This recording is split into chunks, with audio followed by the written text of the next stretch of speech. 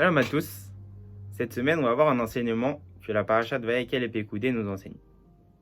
Avant d'essayer de comprendre cet renseignement, on va recontextualiser un petit peu les choses. On voit dans les parachutes précédentes que Moshe reçoit de l'ordre d'Hachem la construction du Mishkan. Hachem lui demande de construire un Mishkan. Ensuite, Moshe va monter envers Hachem pour écrire l'étape de la loi. On connaît la suite, les Juifs vont faire la Avera du Chet Egel, du veau d'or. Et juste après, dans notre paracha de Vayekel, au début de la paracha de Vayekel,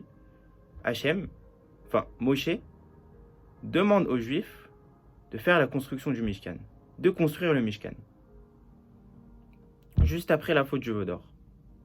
On peut se demander, est-ce que les Juifs méritent vraiment cette construction du Mishkan? Est-ce qu'après cette grande faute de Avodah Zara, on dit aussi qu'ils ont fait la faute des Gilui Arayot, qu'ils se sont entretués entre Juifs, est-ce qu'ils méritent la Shekhinah d'Akadosh Baruch Hu? Est-ce qu'ils méritent la présence d'Hachem?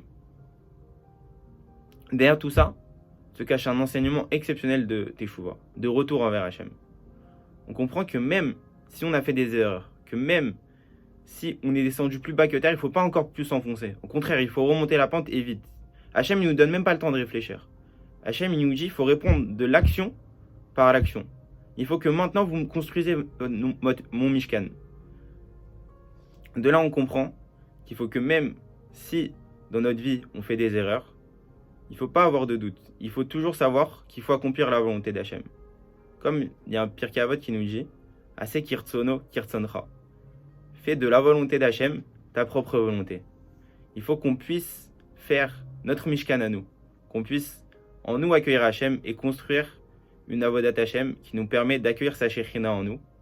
Et je nous souhaite de réussir à accomplir le service d'Hachem. Shabbat Shalom.